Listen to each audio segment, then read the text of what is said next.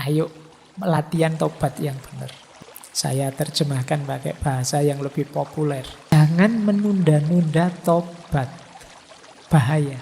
Menyepelekan dosa sehingga kamu tidak kunjung bertobat. Perhatikan kita itu sering sekali menyepelekan dosa. Alah Pak, cuma dosa itu aja, cerewet amat misalnya.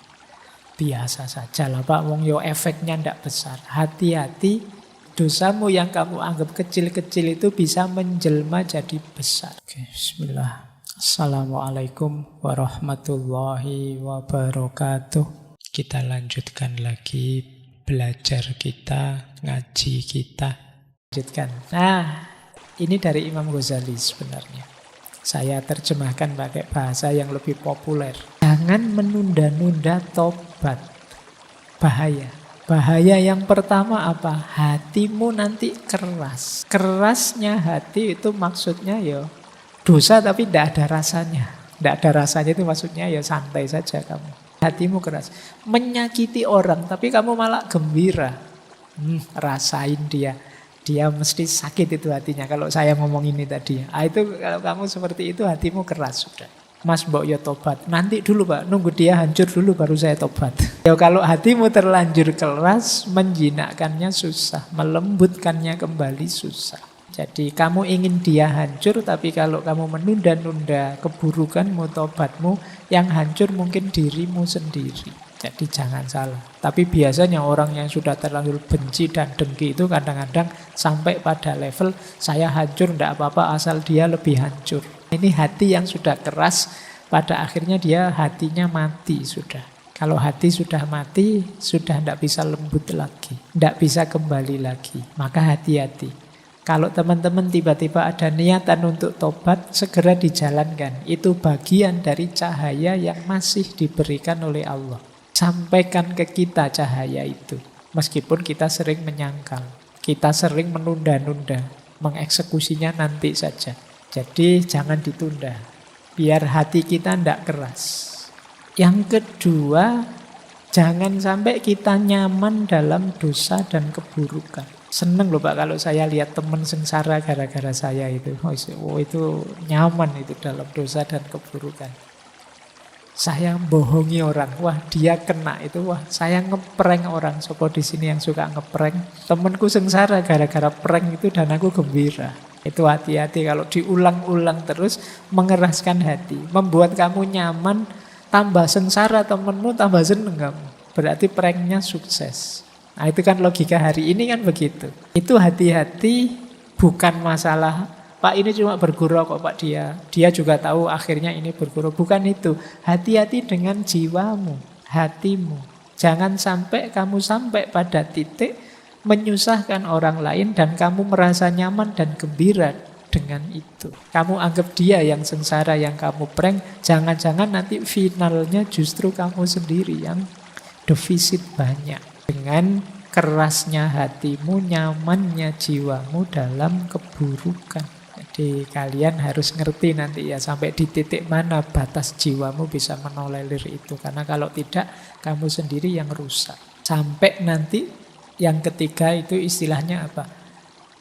Lenyap dalam dirimu sense of guilty, rasa bersalah. Orang itu kalau sudah lenyap rasa bersalahnya, selesai dia jadi manusia. Manusia di antara sisi kemanusiaannya adalah tidak masalah orang itu bisa salah, tapi jangan sampai dia kehilangan rasa bersalah. Kalau sense of guilty-nya hilang, kamu bisa jadi psikopat. Dosa tapi senang, dosa tapi bangga. Nah, ini berarti kamu kehilangan sense of guilty.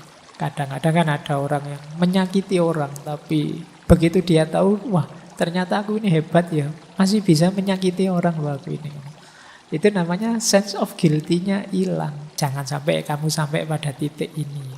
Oke, yo kamu mungkin mahasiswa apalah yang kamu sering salah, tapi ndak apa-apa orang itu bisa memang khotok wan nisyan. Kalau ingat segera tobat, tapi jangan dinormalkan. Kalau kamu normalkan nanti rasa bersalahmu hilang. Mungkin karena kepepet kamu nyontek misalnya pas ujian, enggak apa-apa sih kalau enggak ketahuan ya. Kalau ketahuan ya urusannya kamu dihukum. Tapi tetap kamu pegangi dalam dirimu bahwa sebenarnya aku tidak boleh seperti ini. Ini namanya sense of guilty. Pastikan dia masih hidup. Kalau dia sudah mati, kemanusiaanmu nanti juga akan mati. Oke, nah yang terakhir, kalau kamu menunda-nunda tobat, dirimu akan tambah lemah, tambah mudah tergoda, jadi tambah rentan. Ini kalau bahasa kesehatan mungkin daya imunitasmu semakin rendah menghadapi godaan. Karena malah kamu anggap normal tadi. Jadi ya kayak pandemi ini loh, virus corona itu ya ada jalan keluar cepat sebenarnya. Kamu anggap saja hidup bareng virus itu normal. Selesai sudah pandeminya.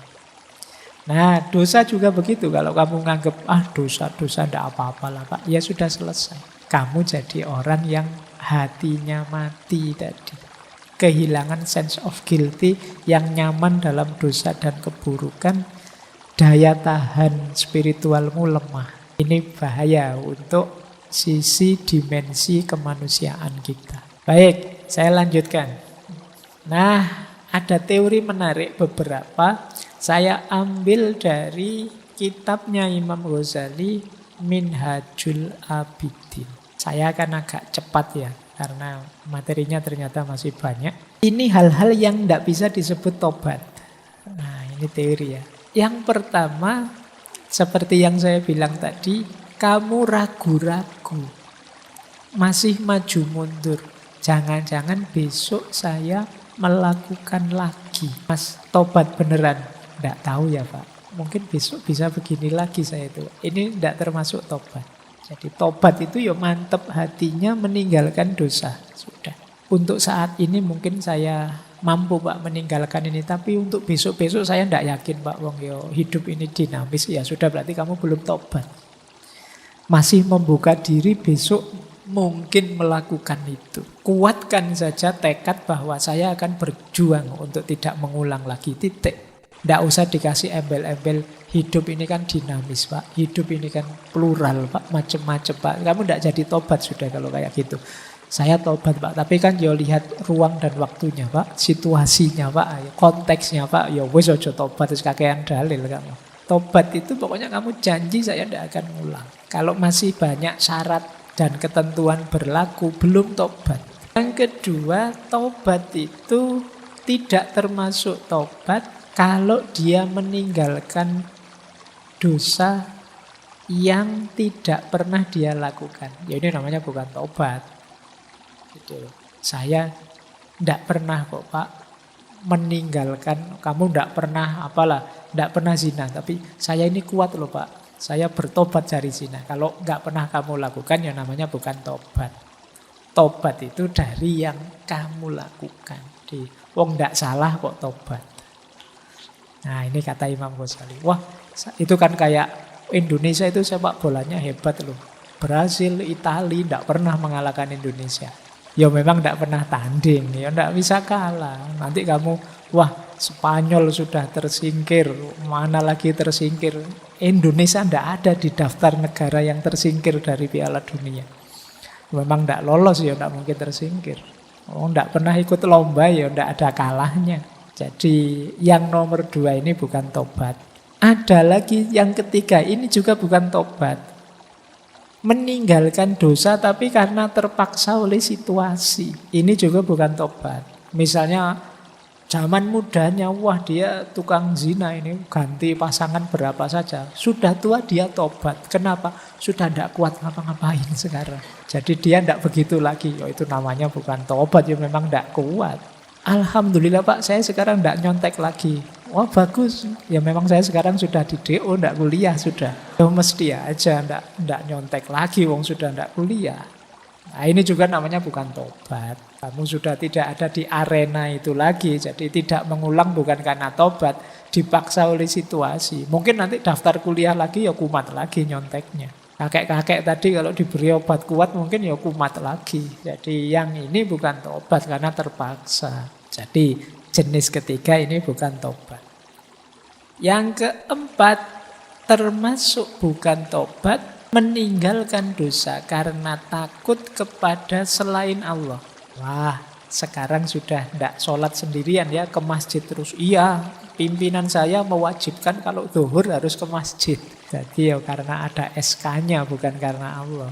Nah, ini juga tidak termasuk tobat. Kok sekarang kamu tidak maling lagi? Wah, sekarang polisi di mana-mana, khawatir masuk penjara. Ayo tidak maling bukan karena tobat, kalau gitu takut penjara. Jadi ada 4 hal kata Imam Ghazali yang itu tidak termasuk tobat. Nah, taubat di luar rumus ini berarti. Ini untuk nambah wawasan saja, karena kadang-kadang kan kita pakai istilah tobat itu umum saja. Pokoknya orang berhenti dari melakukan dosa, yaitu tobat. Padahal ya dilihat dulu dalam situasi apa dulu. Baik. Nah, terus ada lagi orang yang beralasan, Pak, manusia itu kan memang manusiawi punya dosa. Bukankah tidak mungkin ada orang yang bersih 100% tanpa dosa? Jawabnya Imam Ghazali, ya seperti itu memang fitrahnya manusia. Tapi setidaknya orang yang sungguh-sungguh tobat itu jangan melakukan dosa secara sengaja. Ya kalau tidak sengaja misalnya di luar kontrol tidak masalah lah. Misalnya mungkin saya benar-benar niat tobat kok. Saya tidak akan bohong lagi. Tiba-tiba keceplosan bohong karena selama ini sudah terbiasa begitu. Ya minimal itulah yang tidak disengaja. Jangan secara sengaja. Bahwa tidak ada manusia yang bersih, iya. Tapi semoga khilaf dan dosa kita itu sesuatu yang tidak kita sengaja. Saya tidak niat ke sana kok Pak yo. Kok iya sampai ke sana juga tanpa saya sadari. Usahakan dosa-dosa kita itu minimal di level ini, di level yang di luar kesengajaan kita. Entah dalam hal apapun. Jadi jawabnya kalau ada yang tanya kan manusia itu manusiawi saja salah. Ya tapi jangan secara sengaja kamu melakukan kesalahan.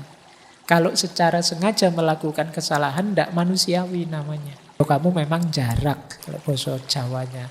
Kamu nekat, nerjang aturan. Baik, ada lagi masih dari Minhajul Abidin ya. Ini problem-problem yang sering jadi alasanmu untuk menunda tobat.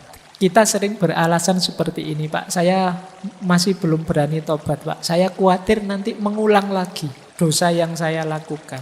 Kata Imam Ghazali, kalau ada yang bilang begitu, bilang bahwa mungkin saja aku berdosa lagi di dosa yang sama, jadi tobatku ini tidak ada artinya. Saya belum berani tobat nasuha, Pak. Saya khawatir nanti dosa ini akan saya ulang lagi. Saya kenal benar kok Pak diri saya kayak gimana. Jawabannya Imam Ghazali gimana? Kalau ada orang bilang seperti itu, jawablah, sangkaanmu itu sebenarnya tipuannya setan. Dari mana kamu bisa memastikan nanti saya pasti kembali melakukan dosa itu? Kata Imam Ghazali, padahal ada loh kemungkinan lain, kamu tobat terus tiba-tiba kamu meninggal. Nah, kan tidak mengulang itu sudah. Lah kalau kamu tunda tadi tobatmu, kamu meninggal dalam kondisi belum tobat. Tidak, tobatlah. Ada niat untuk tobat, tobat saja. Sepenuh hati. Wah, besok ternyata saya khilaf lagi, Pak. Ya tobat lagi. Kita tidak tahu batas umur kita di mana. Kata Imam Ghazali, setelah tobat mungkin kamu dipanggil pulang ke rahmatullah sebelum kembali mengerjakan dosa. Kalau seperti ini berarti kamu orang yang bahagia kan, bersih dari dosa, mati husnul khotimah. Nah, yang harus kamu lakukan, tobatlah dan berupayalah sepenuh tenaga menghindari dosa. Kok yo kepleset khilaf masuk ke situ lagi, yo tobatlah lagi. Asal kamu tidak menyepelekan, saya tobat sepenuh hati Pak, tapi besok secara sengaja saya ulang lagi biar nanti saya tak tobat lagi. Bukan begitu rumusnya. Setelah saya tobat, saya berjanji dan berusaha untuk tidak mengulang. Bahwa sebagai manusia kadang-kadang khilaf kepleset, segera saya tobat lagi, istighfar lagi. Nah, bukan kok karena manusia itu tempatnya salah dan dosa, maka izinkan saya melakukan salah dan dosa. Bukan begitu. Kita sering rumusnya keliru. Jadi ini kalau ada yang tanya begitu ya. Jadi kalau ada nanti saya mesti mengulang lagi. Loh, apa jaminannya umurmu masih panjang? Memastikan kamu mengulang lagi itu menafikan Allah dengan irodahnya. Kalau Allah menghendaki apa susahnya? Membuat hatimu terbuka dan terjaga terus dari dosa. Baik. Nah, Imam Ghazali menjelaskan antara jalan kita untuk melebur dosa-dosa dalam bertaubat adalah menggusur dosa dalam diri kita dengan kebaikan. Jadi space dalam diri kita ini terbatas kan. Maka biar kita tidak disibukkan oleh dosa, ayo menyibukkan diri dengan yang berpahala. Maka di antara menetralisir dosa, itu kalimat dari Imam Ghazali, misalnya hapuslah dosa minum arak dengan bersedekah minum minuman yang halal untuk orang yang membutuhkan. Nah, seperti minuman lezat yang disuguhkan pada orang-orang. Tebuslah, mungkin kamu terlalu sering mendengarkan headset musik-musik lagu sehingga waktumu banyak terpotong oleh itu. Tebuslah dengan, kata Imam Ghazali, mendengarkan banyak bacaan Al-Quran. Paling tidak skornya jadi 50-50 lah. Nah, itu ruang dalam dirimu biar tidak isi yang negatif saja. Kamu dengerin Quran, dengerin majelis zikir, majelis ilmu, dan lain sebagainya. Kok kamu terlanjur makan riba, ya hapuslah dengan memperbanyak sedekah yang halal. Dan seterusnya, kata Imam Ghazali, meskipun menghitung dosa itu tidak pernah tepat, tetapi ini sekedar cara untuk mengimbangi saja. Jadi seperti mengobati penyakit panas dengan obat yang dapat menjadikannya dingin. Agar keseimbangan yang diperlukan terwujud. Karena bila kelamnya hati karena dosa memuncak, tidak akan ada yang dapat menghapuskannya selain cahaya yang memancar dari ketaatan. Jadi kebaikan itu cahaya, sementara dosa itu kegelapan. Kegelapan yang ketemu cahaya, hasilnya adalah terang. Di kegelapan itu bukan gelap di yang terang itu. Kalau ada ruangan gelap gulita, cahaya masuk, ruangannya jadi terang. Bukan cahayanya jadi gelap. Berarti apa? Kalau dosa itu kegelapan, maka hadirkanlah terang dalam dirimu yang penuh dosa itu.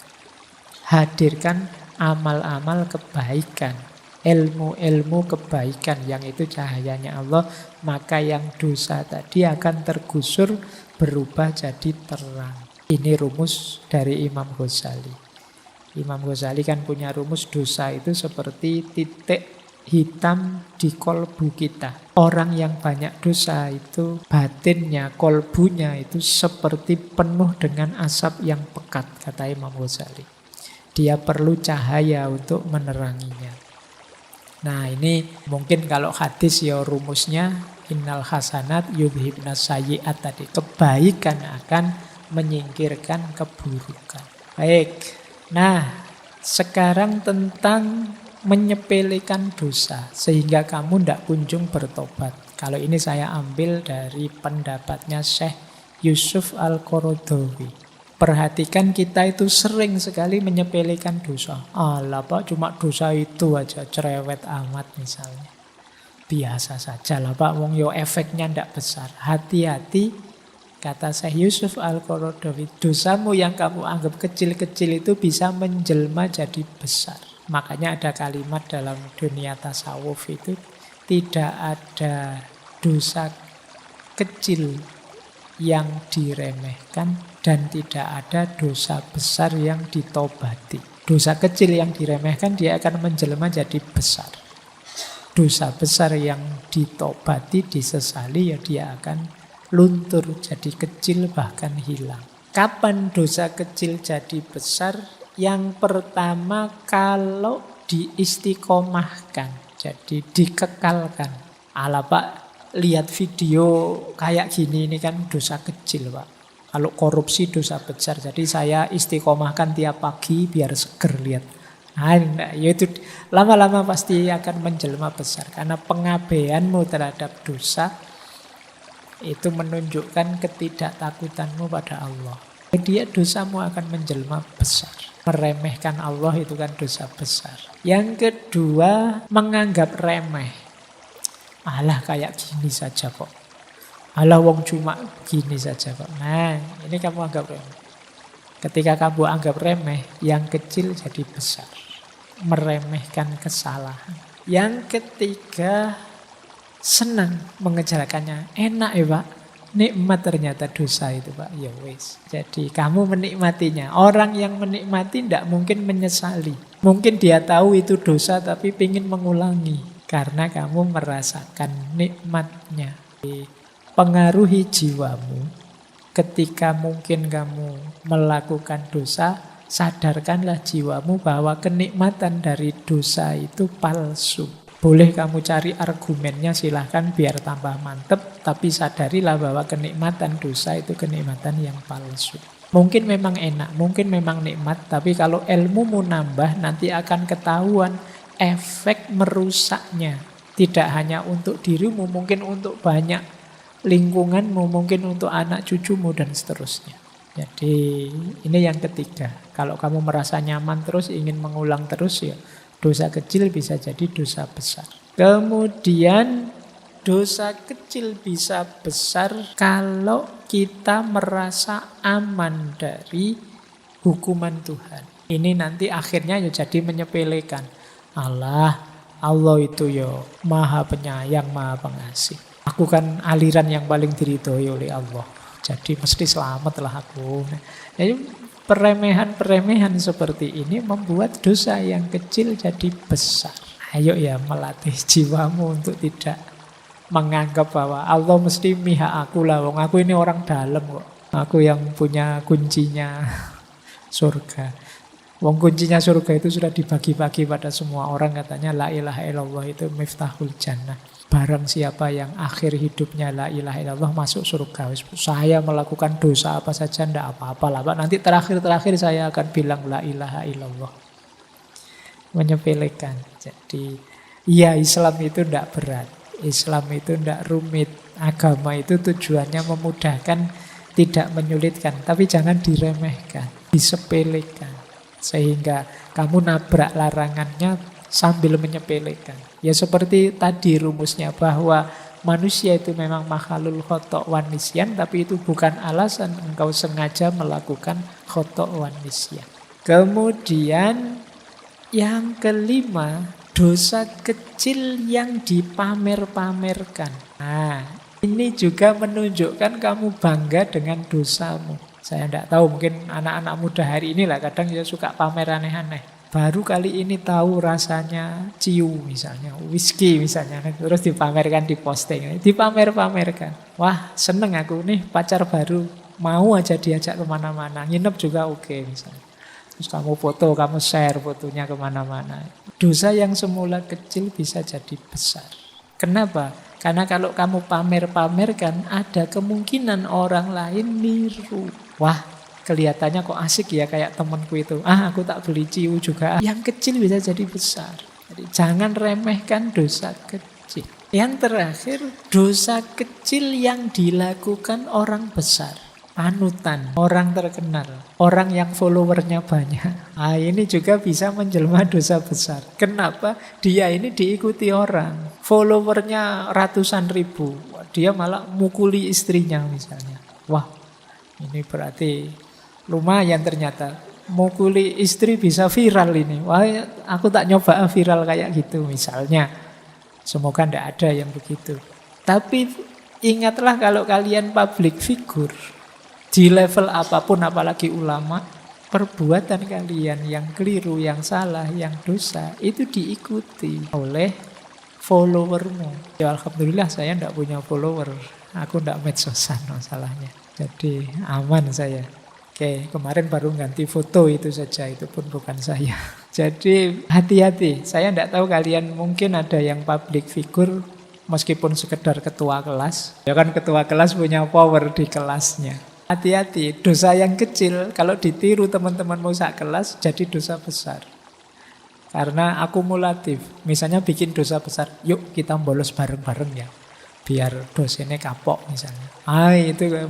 Itu kan kecil sebenarnya. Tapi bisa jadi besar, kamu ditiru temanmu sak kelas. Apalagi kalau kekuasaanmu level desa, level kecamatan, level kabupaten, level negara, level dunia ya. Engkau diikuti orang. Jadi jangan sembrono dengan dosa dan kesalahan. Yang lebihnya mohon maaf. Wallahul muwaffiq. Wallahu a'lam bissawab. Wassalamualaikum warahmatullahi wabarakatuh.